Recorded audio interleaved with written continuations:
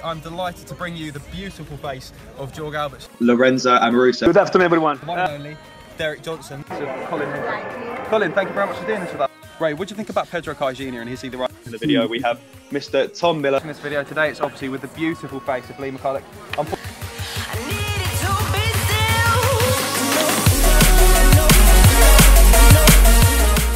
Of course, talking about leg injuries or knee injuries, even Jamie Murphy's just suffered with them. Potentially, that's him out for the rest of the season. Now, who would you say would be a good replacement for him? Should we go for a replacement? Now, people have been saying the likes of Jordan Jones.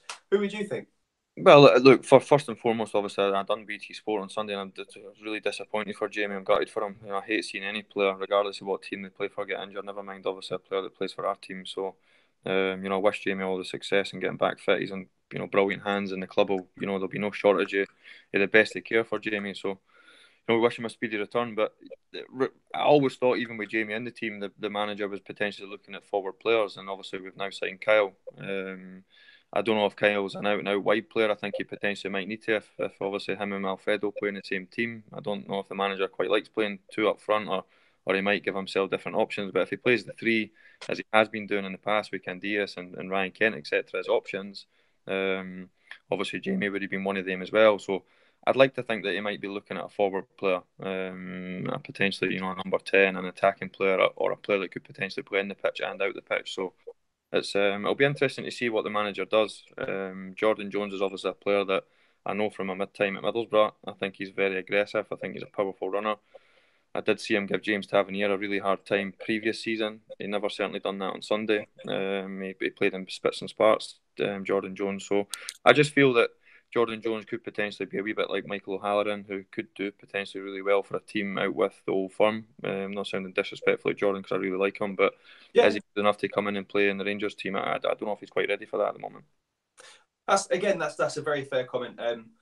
For myself personally, I think he's played well against us and he's been playing well recently. But like you say, it's a tremendous pressure for. I mean, it's pressure's off of him when he's playing for Commander, but at the same time not, because he constantly plays on an artificial pitch, which surely is doing damage to his knees. Now, Kevin, what are your thoughts on artificial pitches, and were they to blame for Jamie Murphy's injury? Well, look, I certainly wouldn't say they were to blame, because I've got a kind of strong view on this, in the respect that I didn't like playing on them.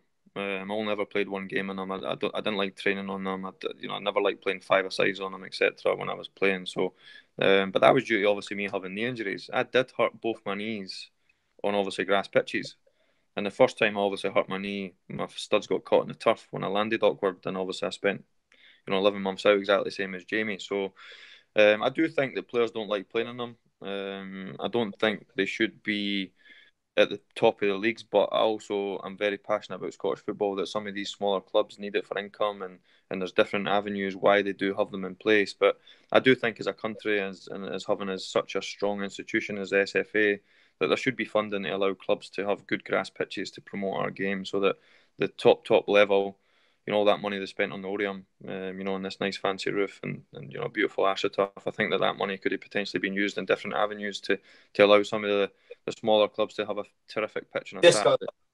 You like that, mate? I think that's it. Blair, what about? Could you give our opinion, please? Because we both share the same opinion here. Yeah, I think that should just be banned. The pitches that are AstroTurf. After last season as well. Nah, you can't get a game of football on them. The ball just bounces left, right, and centre, doesn't it? And it doesn't really flow well, and it's not a good advertisement for Scottish football, in my opinion. You can't tackle on them, can you? Nah, it's just you can't play football on them. Start really. Just big thanks to the guys for having me on. Onwards and upwards. I'll continue to grow my own brand and hopefully be the best coach I can be. If you want to find us, you can obviously follow us on social media, and obviously Facebook and Twitter. We are at Kevin Thomson Academy, and for our email address, you just add Gmail onto the back of that. If you want to hook up with us, you can hopefully catch us then. Thank you.